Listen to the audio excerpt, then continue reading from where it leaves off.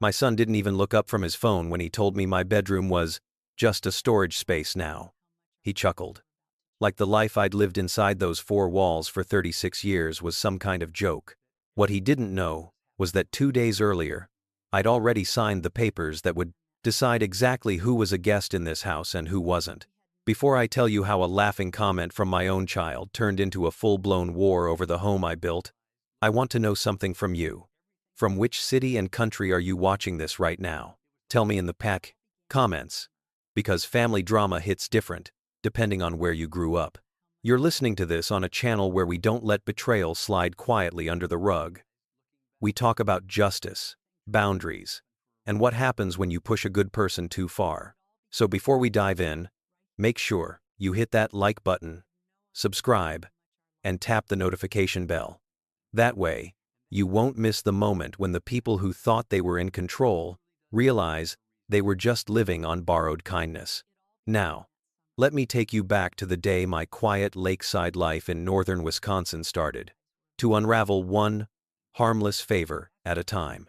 The first time my son made a joke about my room, I told myself it was nothing. I was standing in the hallway of my own house, the same narrow hallway I'd painted a dozen times over the years, holding a fresh set of sheets. My bedroom door, the one at the end of the hall, facing the maple tree in. The backyard was blocked with boxes. Not cardboard tossed in carelessly, but stacked, labeled, and taped. Kitchen extras. Winter clothes. Baby stuff. I blinked. "Ethan," I called. "Why are all these in front of my door?" He came jogging up the stairs barefoot. A tall man in his 30s with the same crooked nose his father used to have. "Oh hey Mom," he said, brushing past me to straighten one of the boxes.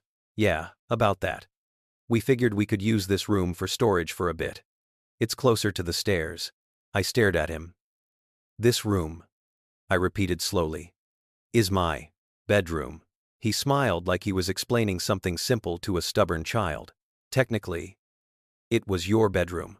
But you've been sleeping downstairs in the guest room since we brought the baby home, remember? It's quieter down there. So we thought, why not use the space?" My fingers tightened around the sheets. "Because it's my room," I said. "My furniture is still in there. My closet. My things." He gave a half laugh, not cruel but careless. "Mom, come on. It's just a room. Don't be dramatic. Just a room."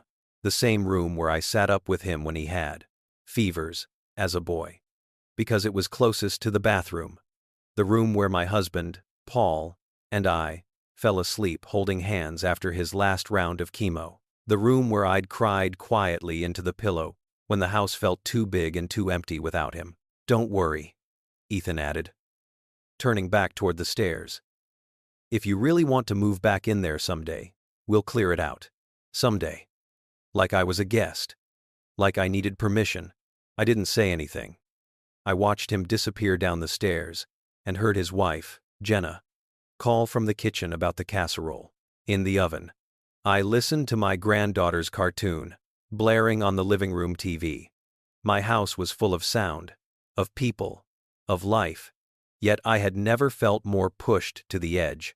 That night, I lay awake in the guest room downstairs, the room that used to hold other people's suitcases, not my entire existence, staring at the ceiling. The soft hum of the old furnace was comforting and familiar, but the thought kept returning, like a drip from a faucet you haven't quite turned off. Just a room. I'd spent 42 years in this town, 36 of them in this house.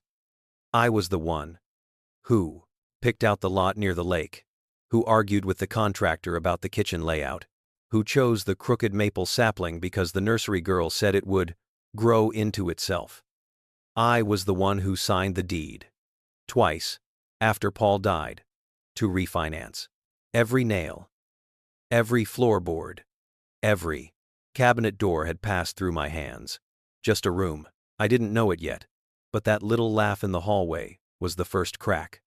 The moment where, helping, my son and his family started bleeding into something uglier, something that would make me question whether kindness without boundaries is just another way to hand someone the keys to your life and hope they don't lock you out of it. For a while, I tried to shrug it off. But once someone shows you what they really think of your place in their world, you can't unsee it. And before long, the joke about my room would turn into a fight over everything I'd ever built. I didn't bring Ethan into this world thinking I'd one day be negotiating with him over which room I was allowed to sleep in. He was my only child. We had wanted more. But life, and my body, had other plans. So all that mothering energy, all that careful saving and planning and worrying, went straight into him and this house on Birch Lake. Paul and I bought the place in our late 20s, just outside the little town of Ashford, Wisconsin. Back then, it was more ambition than home, a half-finished structure, a muddy yard, and insulation, exposed in a few rooms. We spent weekends nailing trim, staining floors, and arguing over wallpaper. Winters were brutal, but the fireplace worked, and the lake sparkled under the ice like glass. We raised Ethan here. Back to school mornings, in the kitchen, with pancakes and missing sneakers, Christmases with 2 big trees scraping the ceiling. Teenage years, where his bedroom door upstairs was always half shut, and music thumped behind it. When he left for college in Milwaukee, I stood in that same upstairs hallway and watched his posters come down, his laundry basket go out, and his childhood room transform into a way. When Paul died suddenly, heart attack in the garage, I thought the silence in this house would swallow me whole. For the first year, I didn't change a thing. His jacket stayed on the hook by the back door. His favorite mug stayed in the cabinet. Handle, chipped, just where he'd left it. I slept in our room upstairs, with the window cracked, listening to the wind off the lake, telling myself I was still part of something that existed when he was here. Ethan called. But he had his own life. He married Jenna, moved to Madison for her job, and bounced between apartments as they chased promotions and pay raises. I visited sometimes, brought casseroles, and watched my granddaughter, Lucy, grow from a squirming bundle to a curly-haired tornado of questions. Then came the call that changed everything. "Mom, we're in a bit of a bind," Ethan said, voice tight, 3 springs ago. "The landlord's selling the building. We have 60 days to move out. And Jenna's hours got cut. Daycare costs are eating us alive. We're trying, but..." He trailed off. "You can come here," I said, before he even asked. "All of you. For as long as you need. This is your home, too." There was a pause, then a rush of relief. "Are you sure?" Then, "Stead." However, of course I was sure. What else was I going to do? Let my son scramble in some overpriced city with a 3-year-old, and a marriage stretched thin from money worries. The house felt too big for me. Alone anyway. Maybe this was how it was supposed to be, family under one roof again. They moved in July. The truck pulled up, doors slid open, and boxes poured out. I had vacated the upstairs guest room for them, and made up the bed in my old room at the end of the hall for myself, thinking we'd all be cozy up there. Like some kind of late-in-life sleepover. But from the beginning, they gravitated toward space. "Mom, it makes more sense if we take your room," Jenna said, apologetically the first night, standing in the doorway with Lucy on her hip. "It's bigger, closer to the cumbering bathroom. We'll put Lucy's little bed in the corner. You don't mind, right? The guest room downstairs is so quiet, and your knees won't have to deal with the stairs." Ethan nodded along. "We just want you to be comfortable, Mom." Comfortable?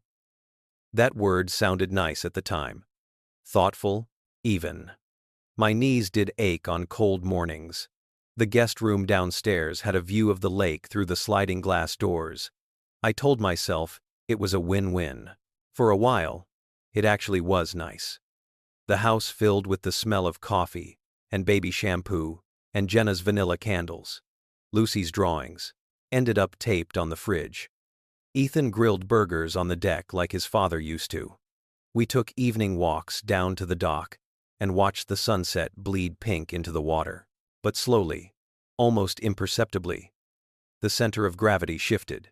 Ethan changed the Wi-Fi password and put it in his phone. "For security, Mom," he said. The cable package got upgraded without me being asked. Boxes of their things started appearing in corners I'd kept clear for years. The bookshelf in the living room, once lined with my novels and cookbooks, sprouted self-help titles Jenna liked, and kids' storybooks in bright colors. My hardcover collection moved to a box, for now, and ended up in the basement. They took over the kitchen next.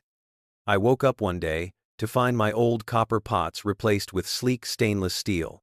The floral dishes Paul had bought me on our 15th anniversary were in a plastic tub by the back door. "Mom, these are so heavy," Jenna said. "We got a new set at Target. Modern, lightweight, easier for all of us." All of us. I forced a smile and told her to do what worked best. It's just dishes, I thought. Just stuff. But each small change chipped away at something I couldn't quite name. At night, when I stood on the stairs and looked up toward the glow under my old bedroom door, I felt like I was visiting a house that belonged to someone else. A house that looked familiar but didn't have my fingerprints on it anymore. They weren't malicious. That's the worst part. They were just thoughtless. So focused on shoring up their little family unit that they didn't see how they were rearranging my life around themselves. It wasn't until I overheard a conversation they didn't know I could hear that I realized this wasn't just about dishes and decor. It was about who this home really belonged to, and who they thought had the right to decide where I fit in it. It was a rainy Thursday when I realized my son had started planning my future without me. The storm rolled in off the lake late in the afternoon, all gray clouds and sudden wind. I'd spent the morning baking banana bread, Lucy's favorite, while Jenna took a conference call from the dining room, and Ethan sent out resumes from the little makeshift office we'd set up in the corner. By evening, the rain was coming down in sheets, beating against the windows so hard it almost drowned out their voices upstairs. Almost. I was in the laundry room near the bottom of the staircase, folding towels. The door to the hall was half open. The sound drifted down from the top, landing like it always did. I wasn't trying to eavesdrop. I didn't have to. I'm just saying, "We can't live like this forever," Jenna said, her voice angled with frustration. "We're still in limbo. It doesn't feel like our house." "Because it's not our house," Ethan replied. "It's my mom's." There was a pause. A sigh. "You know what I mean.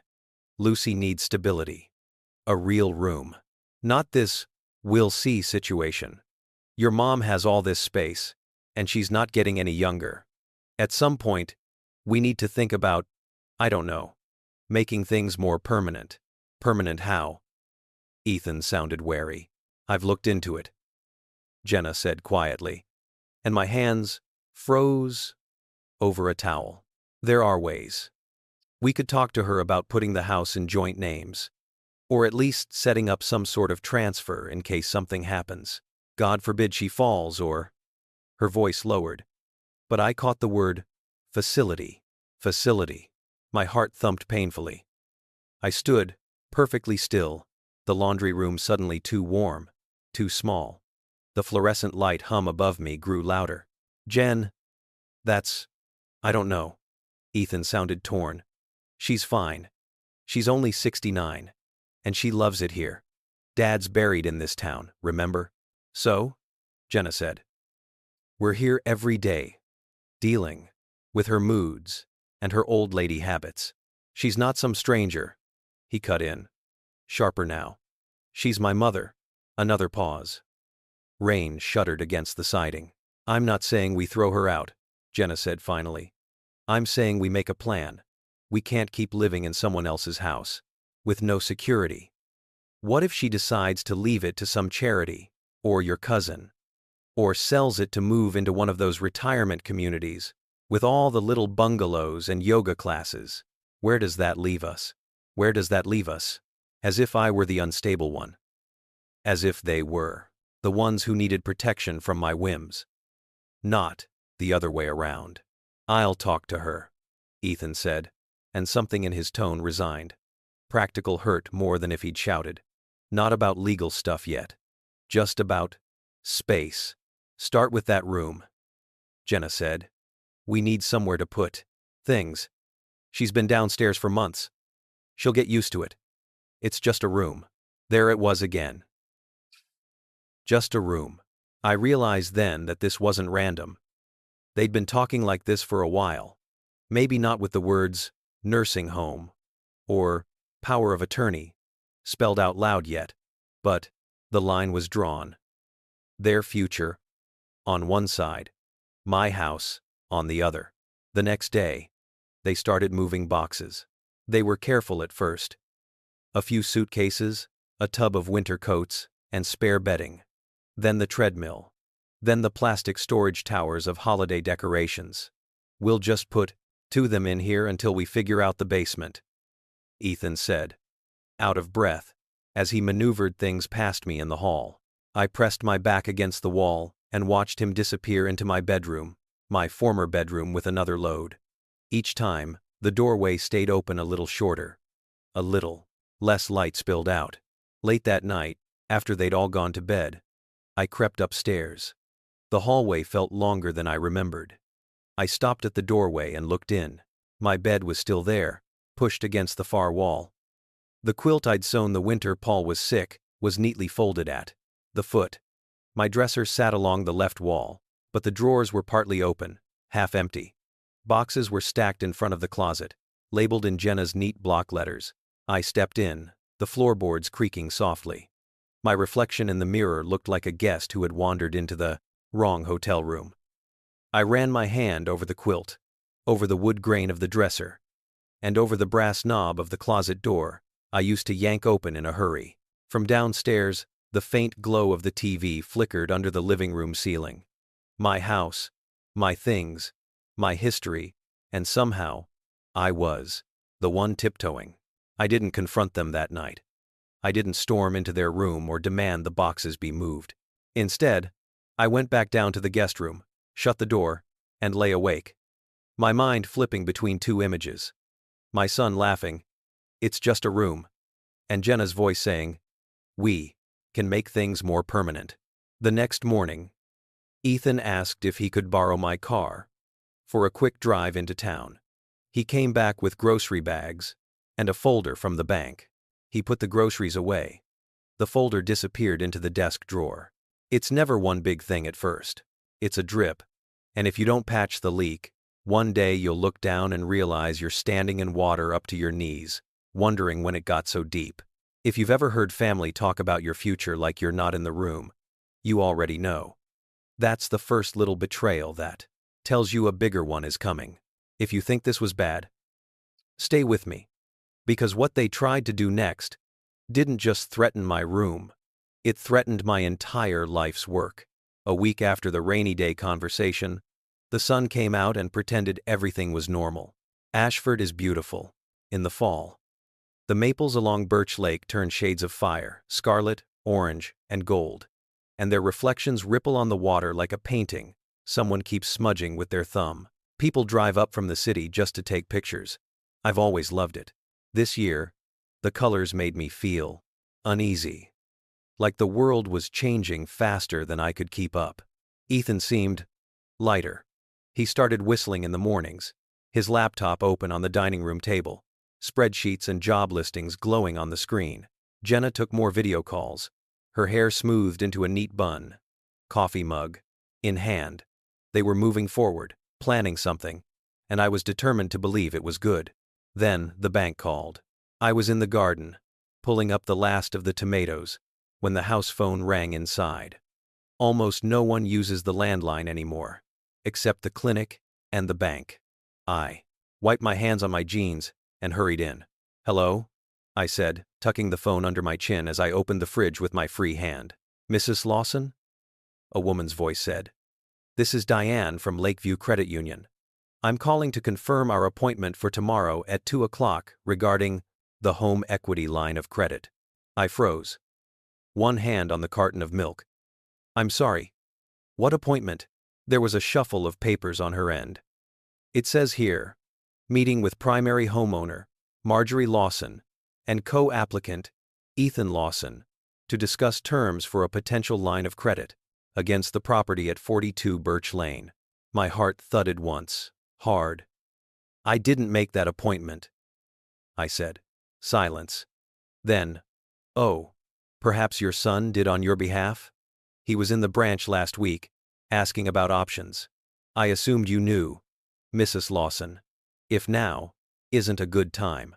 No, that's fine, I said quickly, mind racing. Could you email me the documents he filled out, just so I can review them before tomorrow? Of course, she said. We have your email on file. We hung up.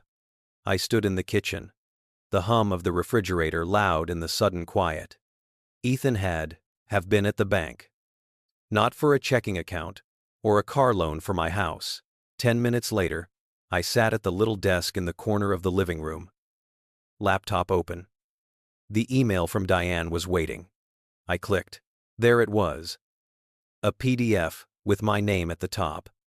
Primary homeowner, Marjorie Ann Lawson. Below, co-applicant, Ethan Paul Lawson. Son. Estimated value of home. Requested line of credit amount. Purpose. Home improvements. Debt consolidation. Emergency fund. My stomach clenched. He'd filled in my social security number. My date of birth. The year Paul and I purchased the house. Information he shouldn't just have, unless he'd been looking. At the bottom was a signature line with my name typed underneath it. Blank. I stared at that empty space until the letters blurred. It felt like looking at a version of the future where my hand had been guided by someone else's idea of what I should want. Mom? Ethan's voice floated in from the hall. I slammed the laptop shut on instinct, then immediately hated myself for the guilt-ridden movement. He appeared in the doorway, hair damp from a shower, t-shirt thrown on carelessly. Hey, Diane from? The bank is going to call. Don't freak out, okay? Too late, I said, more sharply than I intended. She already did. He blinked. She did? Yes, I said. About the appointment for the home equity line of credit. The one you set up. Without telling me. He shifted his weight. Eyes flickering. I was going to, he said. I just wanted to get information first. We're just talking options, Mom. Nothing is signed. Yet, I said. He exhaled, fingers brushing through his hair. Look, we've been over this. We're drowning here. Jenna's hours are up and down. My contract job might end next month. We've got student loans, credit cards from when I was out of work, daycare costs. Daycare costs you are not paying now that you live here, I interrupted. Rent, you are not paying. Groceries I mostly buy. Utilities I pay. You've had breathing room under this roof. His jaw clenched. I know. And I appreciate it. But a line of credit could help secure our future. We fix up the house, pay off high-interest stuff, and maybe even start a small business. It's not like we're asking you to sign it all away. You're asking me to risk the one thing that has kept me safe, I said quietly. The one thing your father and I worked our entire lives for. The one thing your father that I worked? He ran a hand over his face. I'm not the enemy here, Mom. I'm just trying to find a way for all of us to be okay. It's not like you're going anywhere. That sentence landed like a shovel of dirt on a coffin. It's not like you're going anywhere, Ethan, I said carefully. How long do you plan to live here? He hesitated. I don't know. A few years. Long enough to pay things down. Long enough to get Lucy settled in preschool, then kindergarten. Long enough for it to feel like your house? I asked. He flinched. For a moment, the mask slipped, and I saw it behind his tired eyes, the flicker of entitlement. The little internal story where he had stepped up to take care of his lonely, aging mother and therefore deserved some kind of reward. I thought of Jenna's voice. She's not getting any younger. We need security. I'm not saying that, he muttered. This place will be mine someday anyway. It just makes sense to. He trailed off. realizing too late what he'd said. It will be yours someday, I repeated slowly. You're assuming that. Well, who else would you leave it to? He demanded. Some charity? A neighbor? A cat rescue? Come on, Mom. Be serious. I looked at him, really looked at him for the first time, without the filter of my little boy over it. I saw a grown man who had convinced himself that my life's work was a waiting room for his convenience. That my continued presence here was temporary, an obstacle between him and the security he felt owed. In that moment, something inside me clicked into place. Not anger, at least. Not just anger. Clarity. This house is not your inheritance, I said quietly. It is my home. What happens to it when I'm gone is my decision. What happens while I'm still alive is also my decision. Do you understand? He scoffed. But there was a tremor in it. You're overreacting. You're. Maybe he believed that. Maybe he needed to.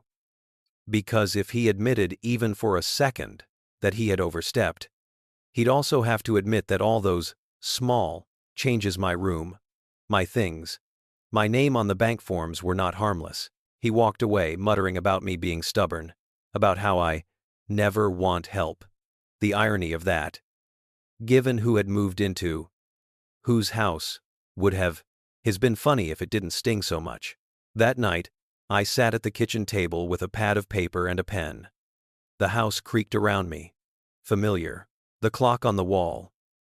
One of the few things still exactly where I'd hung it years ago. Ticked. Steadily. I wrote down 3 things. My name is the only name on the deed. They are adults, not my dependents. I will not be backed into a corner in my own home. The next morning, instead of calling the bank to cancel the appointment, I called someone else. I called a lawyer.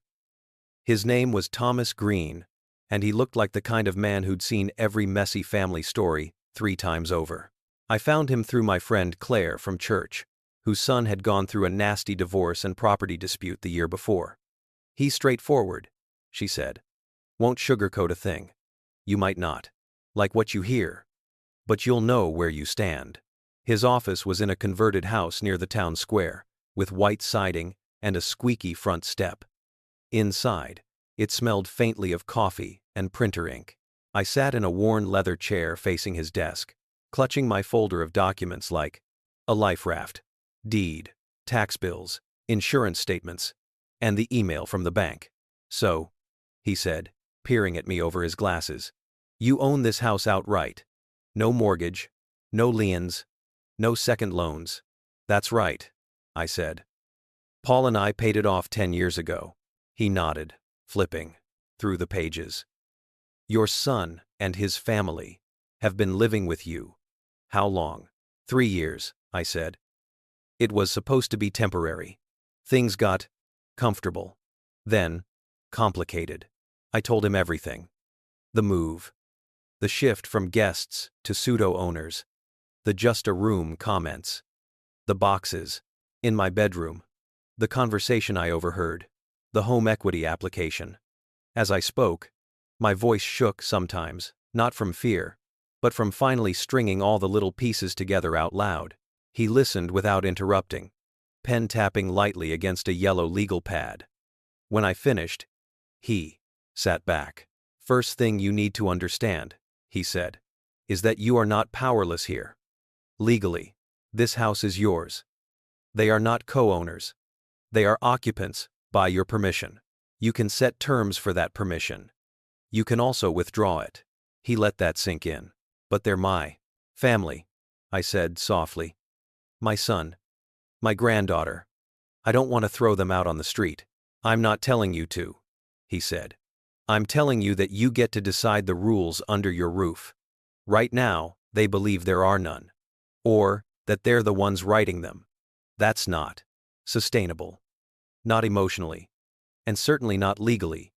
If they start pushing for changes to the title or loans against your home, what could they do, really? I asked. They can't sign anything without me. No, he agreed. But they can pressure you. Wear you down. make you feel guilty, get you to sign things you don't fully understand. I've seen it. Adult children move in, slowly take over, and then act like they're entitled. By the time the parent realizes what they've signed, the house is mortgaged to the hilt, or the title has been shifted. It is much harder to fix something after the ink is on the page. A small chill passed through me, remembering that blank signature line under my name in the bank document. So what do I do? I asked. He outlined options. I could ask them to leave. Period. Give them formal written notice, a reasonable timeline, and, if they refuse, pursue eviction through the courts. The word eviction made my stomach knot. Or, he said, you can reset the relationship. Put things in writing in a different way. A rental agreement. House rules. Clarity around finances. Expectations. What happens if you become incapacitated? And what happens after your death? You can update your will to reflect your wishes, not their assumptions. He slid a blank form across the desk. And you can protect yourself with a power of attorney that designates someone you trust, maybe not the person currently trying to leverage your emotions to handle things if you ever can't. It doesn't have to be your son. It can be a niece, a friend, or a professional. He can't that. You are making a. I thought of my niece, Caroline, who lived in Green Bay. Practical, kind, and not the least bit interested in my house, other than as a place where her aunt lived. Could I reserve part of the house? I asked suddenly. Formally. Like, make it clear that some spaces are mine only. You can do more than that, he said. You can define in writing that they are tenants in designated rooms only, subject to your rules and the law. You can lock doors, install separate keys, or do whatever makes you feel safe. As long as you're not creating unsafe conditions. It's your property. Your call. I pictured my bedroom upstairs, the boxes, the laughter. My hand clenched involuntarily. I don't want to be cruel, I whispered. I just want my home back. Setting boundaries is not cruelty, Thomas said. It's clarity. If they choose to experience that as cruelty, that's about their expectations, not your actions. He helped me draft 3 documents that day. The first was an updated will. Clear and specific, setting aside some money for Ethan and Lucy, but not handing him the house outright. Instead, the house would go into a small trust with instructions. It could be sold, with proceeds distributed according to my plan, or maintained under strict conditions. Caroline agreed by phone to be the trustee and power of attorney if I became unable to manage things. The second was a simple letter to the bank canceling any consideration of a home equity line of credit. No such application is to be processed without my direct initiation, we wrote. I signed it with a firm hand. The third was a household agreement. It stated, in plain language, that Ethan and Jenna were living in my home as guests turned tenants. They would contribute a set amount to utilities and groceries, respect certain rules, no changes to property without my consent, no moves to encroach on my private spaces, no financial decisions involving the home, and acknowledge that the master bedroom upstairs, the small office room, and certain storage areas were mine alone. It also stated that failure to adhere to these terms could result in termination of their stay with 30 days written notice. Isn't this harsh? I asked, looking at the wording. It's clear, Thomas said. You don't have to present it like a threat. You present it like what it is. A way to keep peace by making expectations known. As I left his office, the late afternoon sun slanting over the square, I felt 10 pounds lighter, and 100 years older at the same time. I had papers in my bag that could redraw the lines of my life. But paper alone doesn't change people. I still had to show them. On the drive home, the maple trees flamed red against the darkening sky. I thought of all the years I'd spent smoothing things over, letting small slights slide, because that's just how he is. Or they're under a lot of stress. I realized that kindness, without boundaries, had turned into something else, a slow erasure of my place in my own story. By the time I pulled into the driveway, I knew one thing. For sure. The next laugh about just a room would be the last. If you've ever had to sit in a lawyer's office just to feel safe from your own family, you know the kind of line that draws in your heart. And trust me, the moment I finally put these papers on the table, everything in this house shifted. Stay with me. Because what happened the night I tried to reclaim my space shocked even me. And I was the one who set it in motion. I didn't charge into the kitchen waving legal documents like a sword. That would have given them exactly what they expected. The emotional, overreacting mother they could dismiss and talk over. Instead, I waited.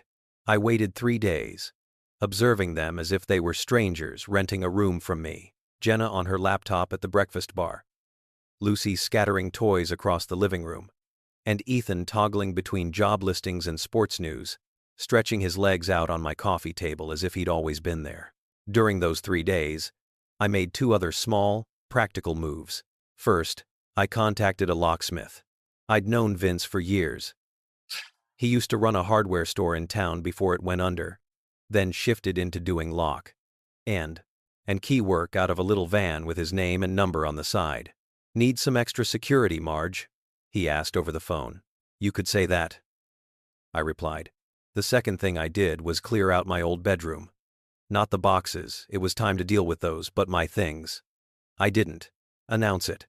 I simply went upstairs while they were out one afternoon and sifted through every drawer, every shelf, and every corner. I carried my clothes, my jewelry, my husband's watch, and my photo albums down to the small office next to the guest room downstairs and arranged them carefully. That office had always been a catch-all. A sewing machine, filing cabinets, and a too small desk with a wobbly leg. I removed the sewing table, pushed the desk against another wall, and moved in a narrow bed from the storage room. I unrolled a rug, hung 2 pictures, and set a lamp on the nightstand. By the time I was done, the office didn't look like a spare room anymore. It looked like a sanctuary. That evening, I made spaghetti and meatballs, Ethan's childhood favorite, and called everyone to the table. The 3 printed documents sat neatly stacked by my plate. Clipped together, Ethan walked in, sniffed the air, and grinned. "Smells amazing, Mom." We ate. Jenna complimented the sauce. Lucy chattered about preschool and the glitter project she'd done. It almost felt like any other night. When plates were mostly empty, I took a breath and tapped the stack of papers. "I went to see a lawyer this week," I said. Forks paused halfway to mouths. Ethan looked up sharply. Jenna's eyes narrowed a fraction. "Why?" he asked. "Because I realized something," I said calmly. "We've all been living here with assumptions. Mine was that you were temporary guests grateful for a place to land. Yours, it seems, have expanded." He opened his mouth. "But," I held up a hand. "I'm not interested in arguing," I continued. "I'm interested in clarity." I handed each of them a copy of the household agreement. "This," I said, "is what I expect. Moving forward, you'll see that it formalizes what you already know. This house belongs to me. You are living here by my choice, not by right. It outlines your contributions, the spaces you may use, and the spaces that are mine alone." Jenna skimmed the first page, lips pressing together. Ethan flipped through, face reddening. "What is this?" he demanded. "A lease? Are you charging us rent now?"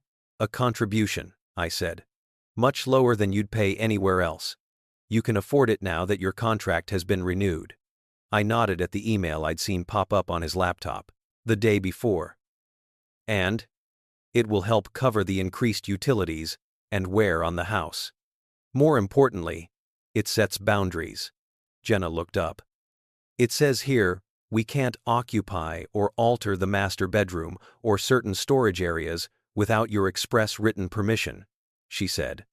"We've been using that room for months." "Yes," I said. And that was my mistake. I allowed something to slide that never should have. As of today, the upstairs master bedroom is mine again. My private space. The office next to the guest room downstairs is also mine. You have the guest room, the nursery, and shared access to common areas. Ethan stared at me like I'd slapped him. So, you're moving back upstairs? No, I said, feeling the cool, solid certainty of my own decision. I'm creating a space downstairs where I feel safe and respected. The master bedroom will be kept as my room, on my terms. Where I sleep is my choice. Where my things are kept is my choice. He laughed once, disbelieving. You can't just shove us aside. We built a life here in that room. Lucy's bed is in there. Our things are in there. You built that life on my kindness, I said quietly. Kindness. You began to treat like a blank check. That ends now. Jenna set her paper down, hands tight on either side of it. This feels extreme, Marjorie. We're family. Families don't formalize things like this. Families absolutely do when respect is missing, I replied. And respect has been missing. From the moment you started talking about my future and my house, like I wasn't even standing at the bottom of the stairs, listening. They froze. I heard you, I said. The day of the storm. The conversation about making things permanent. About putting your names on my home. About me not getting any younger. Ethan's shoulders sagged. Mom. No, I said. You need to hear this. When you laugh and say, it's just a room, what I hear is, you're just in the way. When you fill my bedroom with boxes and act like I'm dramatic for wanting my own space in my own home, what I feel is erased. I won't live. Erased. For a long moment, the only sound was the refrigerator's low hum. I'm not kicking you out today, I said. But I am setting terms. You will sign this agreement if you want to stay. You will contribute what we listed. You will leave my spaces and my financial independence alone. And you will understand that I have updated my will and legal documents to reflect my wishes, not your assumptions. I slid the other two papers onto the table. This is my updated will. This is a letter to the bank, canceling any discussions of a home equity line of credit. Both are already filed. Nothing is happening to this house without my clear consent. Ever.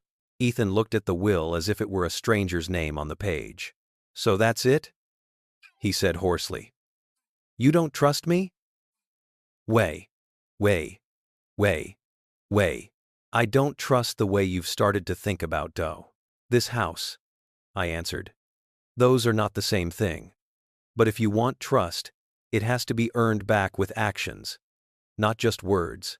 Jenna crossed her arms. What if we don't sign? Then, I said, my voice steady, I will give you written notice to move out within 30 days. I'll even help you with deposits elsewhere if I can. But I will not continue living like a guest in my own home. It wasn't the dramatic explosion some people might have expected. No shouting. No tears. Just a line, finally, drawn. They didn't sign that night. They took the papers, retreated, upstairs into my old room, and left me alone at the kitchen table with the clink of dishes and the tick of the clock for company.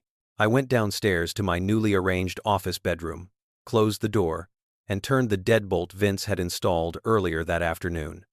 It clicked with a quiet, satisfying finality. Behind that locked door, for the first time in months, I slept without dreaming about boxes blocking my way.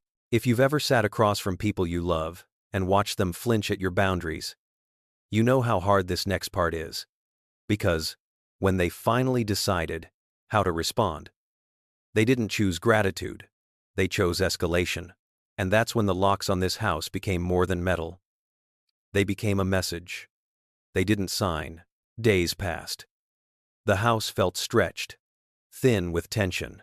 We moved around each other, like planets, in a system where gravity had suddenly changed. Ethan grew quiet, clipped. He answered my questions with as few words as possible. then retreated to the upstairs bedroom with his phone. Jenna oscillated between brittle politeness and loud sighs when she thought I wasn't looking. Lucy sensed something.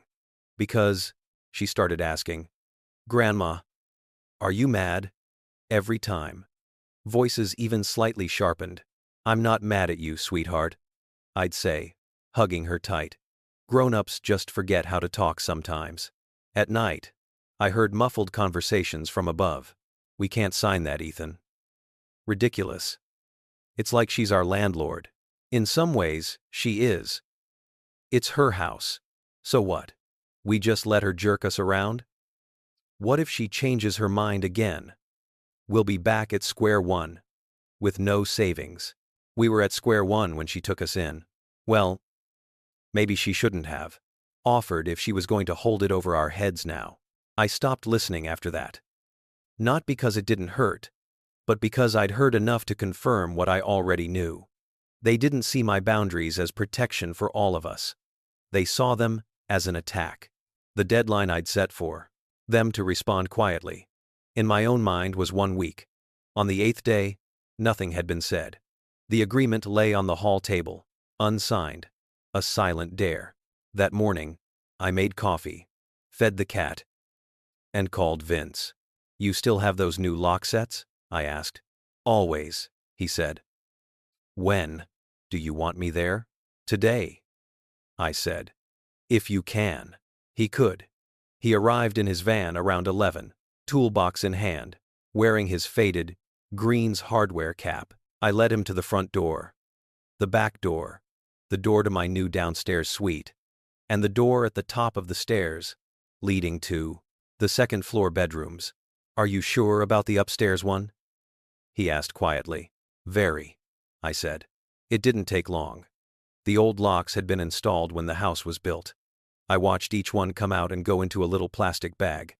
New lock, new keys. 4 sets for the main entries. 2 for my private downstairs suite. 1 for the upstairs hallway door. By the time Ethan's car pulled out of the driveway that afternoon, Jenna and Lucy in tow, heading to the pumpkin patch, if I remembered right, every lock in that house had a new heart. I stood in the foyer holding the small ring of keys Vince had labeled for me. My hand shook slightly. Not from fear, but from the weight of what they represented. Choice. Control. A final answer to the question of whether my safety in my own home depended on my son's goodwill. When they came back at dusk, arms full of pumpkins and paper cups of hot cider, it took about 6 seconds for the first realization to hit. The front door key didn't work. I heard the rattle, then a sharper rattle, then a muffled curse. I waited, standing just out of sight in the hall. "Mom," Ethan called. The doors jammed. I opened it, stepping aside to let the cold air and the scent of cinnamon and hay in. Jenna and Lucy brushed past, cheeks pink from the chill, pumpkin stems poking out of their grocery bag. "Something's wrong with the lock," Ethan said, holding up his key. "It won't turn." "I know," I said. "I had it changed." "I can't." He frowned. "Why?" "Security," I said evenly. "New keys. New rules. New rules. New rules." I handed him 2 keys. 1 for the front door, and 1 for the back. "These will get you into the house. That's all you need for now. This Reeser Markins's. We are indebted Haft." He looked at the keys, then at me. "What about the upstairs? The bedrooms?" "I'll talk to you about that after Lucy goes to bed," I said. No arguments in front of her. His eyes flashed, but he nodded. An hour later, with Lucy asleep and Jenna pretending to scroll through her phone on the couch, I walked into the living room with a small envelope. "I need your decision," I said. "Have you read the agreement?" "Yes," Jenna said tightly. "And we don't like it." "That wasn't my question," I replied. "Are you staying under those terms, or leaving under your own plan?" Ethan exhaled slowly. "We talked. We can't move out. Right now. We don't have the savings. Rents are insane. Lucy's school is here. We're stuck." "You're not stuck," I said. "You're choosing to stay. If you sign, I'll give you a year. 12 months of stability under clear guidelines. In that time, you save aggressively, pay down debts, and make a plan. After that, we reassess. He studied my face, looking for an opening. What if we don't sign and just stay? I met his eyes, sadness tugging at my ribs. Then you become occupants without permission, and I start legal proceedings to remove you. I don't want that. You don't want that. So, choose. Silence swelled in the room. Jenna stood, tossing her phone onto the cushion. This is unbelievable, she snapped. We moved in here when you were lonely. When you were falling apart after your husband died. We've made this house feel alive again. And now you're acting like we're faller. Invaders. Invaders don't ask permission to move into the master bedroom, I said softly. They just do it. Like you did. And then laughed when I asked about my room. Her mouth opened, then shut. Ethan looked away. I held out a pen and the agreement. I'm not erasing the help you've given me, I said.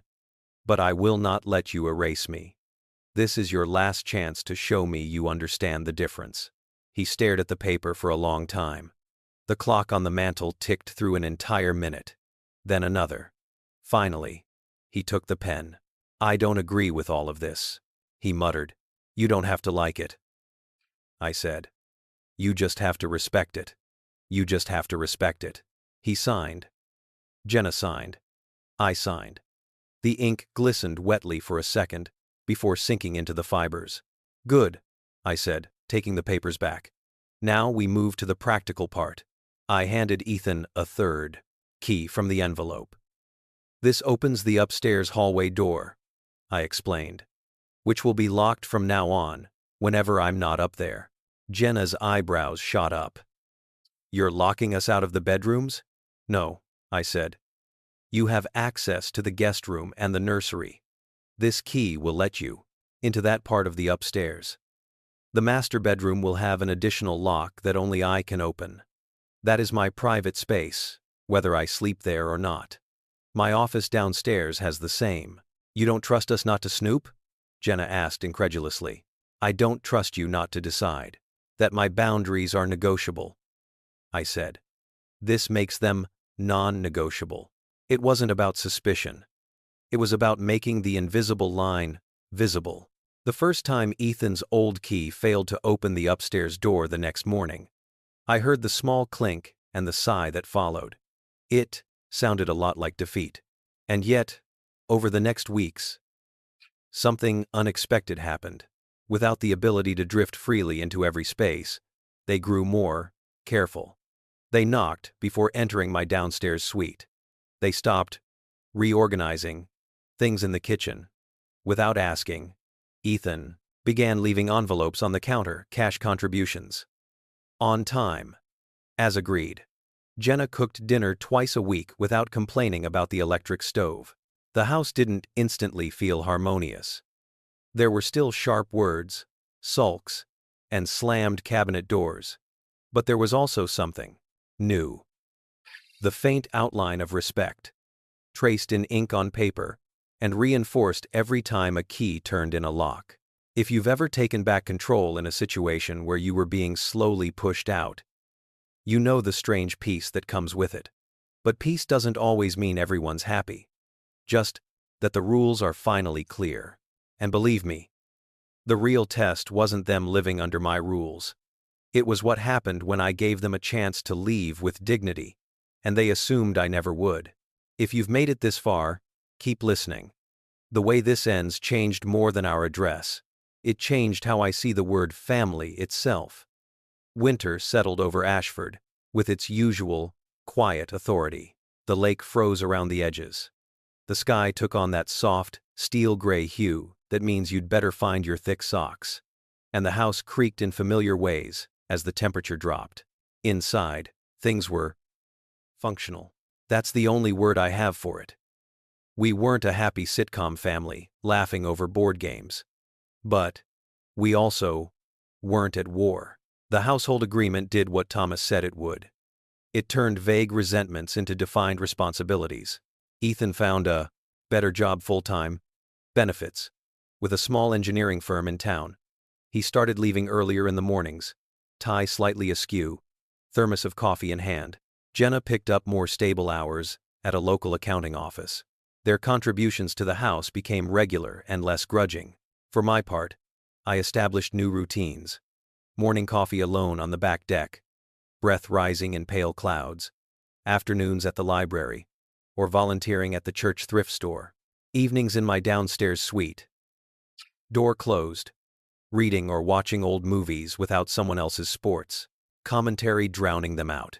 The master bedroom upstairs remained mostly untouched. I went in occasionally, dusted, changed the sheets, and opened the window to let the cold air in and out. It felt like a time capsule, a space where my past with Paul lived safely, not as a bargaining chip in someone else's future. Lucy adapted fastest. Children always do.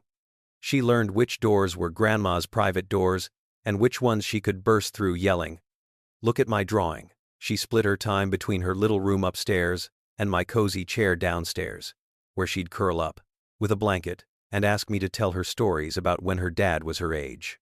"Did Daddy ever get in trouble?" she asked once, eyes wide. "Of course," I said. "Everyone does.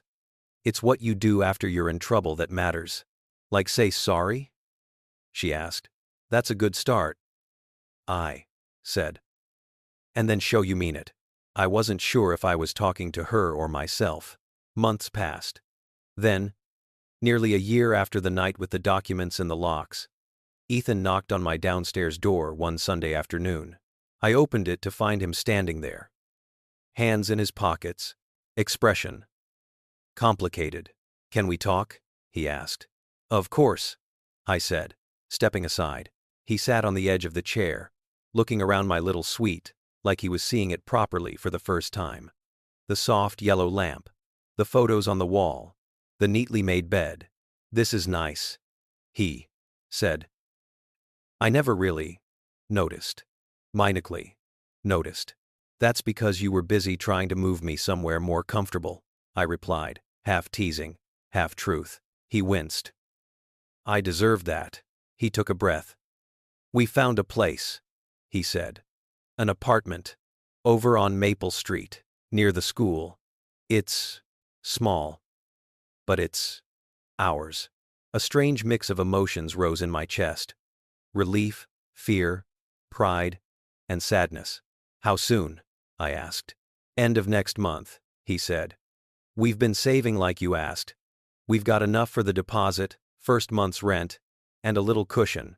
"I didn't ask," I corrected gently. I insisted. Quote. He huffed a small, rueful laugh. "Yeah, you did." Silence stretched between us. "I was mad at you," he admitted. "For a long time. I felt humiliated. Like you didn't trust me. Like you were treating me like a tenant." "You were a tenant," I said. "You still are. Until you move. But you're also my son. Those things aren't mutually exclusive." "I know that now," he said. "But at the time, all I could see was the fact that you were saying no.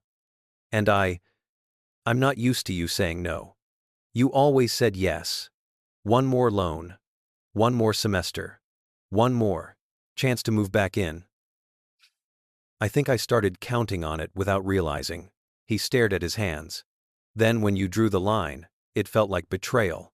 Like you were changing the rules." "The rules were always there," I said softly. "I just wasn't enforcing them. That was my mistake." End quote. He looked up, eyes suspiciously shiny. "I'm sorry about the room," he said. "The jokes, the boxes, the everything. I never really thought about what that room meant to you. It was just space. And we needed space. I was so focused on what we needed that I didn't see what we were taking." I swallowed the lump in my throat. I'd imagined this apology so many times that I almost didn't trust it now that it was here. "I'm glad you see it," I said. "Words matter. Rooms matter. The way we treat each other's things matters." He nodded. "Jenna's still adjusting," he said. "She didn't grow up with much." The idea of security, of owning something, grips her. She pushes too hard sometimes. I let her. That's between you and her, I said. My concern is how it affects me and my home. He hesitated. Will we still be in your will? He asked finally, almost sheepishly. Yes, I said, but not in the way you assumed. If this house gets sold after I'm gone, you'll get a portion. So will Lucy. So will some causes I care about. My will is not a lottery ticket. It's a reflection of my life. He nodded slowly. Fair enough. We sat there for a moment. The weight of years between us. When you move out, I said quietly, you're still welcome here. For dinners, holidays, weekends at the lake. But as guests. With notice. With respect. Can you handle that? He smiled. A small, real smile I hadn't seen in a while. Yes, Mom, he said. I can handle being your guest. Better than I handled being your tenant. A month later, the moving truck came again. This time, I watched from the porch as their boxes labeled kitchen, books, and toys went into the back. There were more than 3 years ago. But not as many as I'd feared. They'd slowly been sorting, shedding, and learning that not everything has to be kept just in case. Jenna was polite and distant, but not hostile. She shook my hand before getting into the car. Thank you for letting us stay as long as you did, she said, eyes flicking toward the house. No.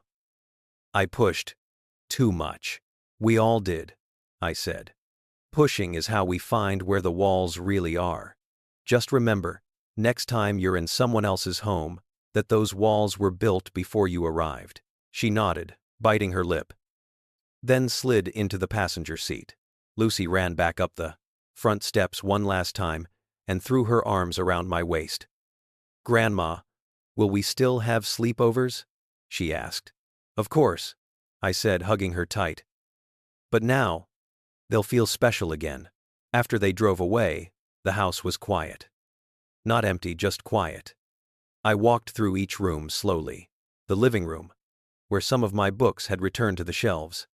The kitchen, where my heavy floral dishes sat side by side with a few of Jenna's sleek plates. The upstairs hallway, where the light brushed the familiar scuffs in the hardwood. I stopped at the master bedroom door, unlocked it, and stepped inside.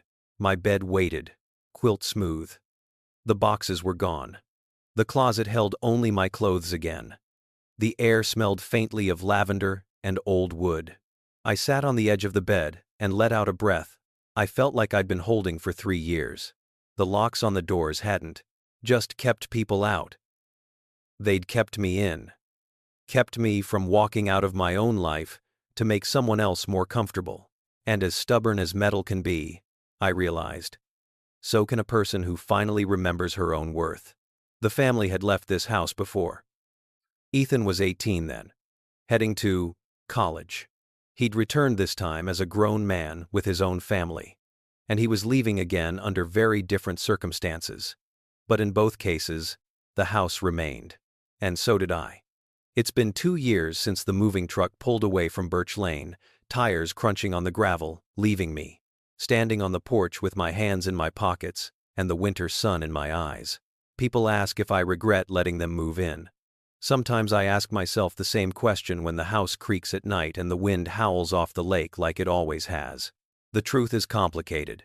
I don't regret helping my son when he was in trouble. I don't regret giving my granddaughter a few early years of her life, running barefoot down my hallway, sticky with popsicle juice, shouting, "Grandma, look." I don't regret the shared meals, the holidays under one roof, the nights we all watched fireworks from the dock. What I regret is how long it took me to understand that I am allowed to expect respect in return for love. That I am allowed to say, "This is my room," without being laughed at. That I am allowed to guard the things and spaces that keep me feeling whole. The first time Ethan visited after they moved out, he knocked before using his key. That small gesture made my throat tighten more than any apology could. "Mom, can I come in?" he called. Yes, I said, opening the door. Welcome to my home. Our home had almost become his. Not through the legal channels he eventually tried to explore, but through a slower process. My willingness to keep shrinking so he could spread out. Once I stopped shrinking, everything else had to rearrange. Now, when he brings Lucy over on weekends, they walk through the house differently. They see the photos on the walls and the familiarity of the furniture as mine first, theirs second. They ask before moving things. They offer to help with repairs, not because they assume ownership, but because they care. Want me to take a look at that loose railing on the deck? Ethan will say. Yes, please. Answer. As long as you let me pay for the materials. We've found a balance. A new one. One where I'm not a martyr, sacrificing everything for my son's comfort. And he's not a boy expecting his mother to keep bailing him out forever. As for my room, the infamous room at the end of the hall, that used to be, then wasn't, then was mine again. I visit it often. Some nights I sleep downstairs in my snug little suite, close to the kitchen, and the sliding door to the deck. Other nights, especially when the wind is calm, and the moon is bright over the lake, I climb the stairs, open that door, and slip between the sheets in that bed where so much of my life happened. I lie there and listen to the house. The old floorboards, the faint hum of the refrigerator, the occasional car passing on the road. I listen to my own breathing. It's steady. It's mine. People talk about revenge in big dramatic terms. They think of shouting, slammed doors, thrown suitcases. But the most satisfying revenge I've ever experienced didn't look like a scene in a movie. It looked like a woman signing her name on a line that said, "I choose myself." It looked like keys that worked for the round, right doors, and not for others. It looked like a son, slowly realizing that his mother is not a backup plan, but a person. Sometimes, when I'm sitting on the porch and a neighbor stops by, I see the curiosity in their eyes. They heard rumors, of course. Small towns always do. Heard Ethan moved out. They'll say casually, "How are you doing with the empty nest?" Again? I smile. It's not empty, I tell them. It's just right-sized. Because here's what I learned the day my son laughed about my room. The way someone reacts to your boundaries tells you everything about how they were using you. When I said yes to him moving in, I was saying yes to family. When I said no to the boxes, the jokes, the bank forms, I was saying yes to myself. Those two things should never have been in conflict. But they were. Once I chose myself, everything else had to adjust or leave. If you're listening to this, maybe you've been there. Maybe it's not a house. Maybe it's your time, your energy, your money, your body, your mind. Maybe you've given and given until someone started to believe your gifts were their rights. So let me ask you, if your own child laughed in your face about your place in your own home, what would you do? Would you shrug it off, move into the metaphorical guest room of your life, and call it love? Or would you find the courage to say, "No, this is my room, my life, my story"? I didn't change the locks to punish my son. I changed them to remind myself that the door to my self-respect only opens from the inside. If this story made you think about your own boundaries even just a little, then do one thing for me. Hit the like button so more people hear it. Tell me in the comments what you would have done in my place. Or what line you wish you'd drawn sooner in your own life. And if you believe that respect should be non-negotiable, even with family, subscribe to the channel and turn on the bell so you don't miss the next story. Because here, we don't just survive the people who underestimate us. We learn how to hold the keys to our own doors and never apologize for locking them when we need to.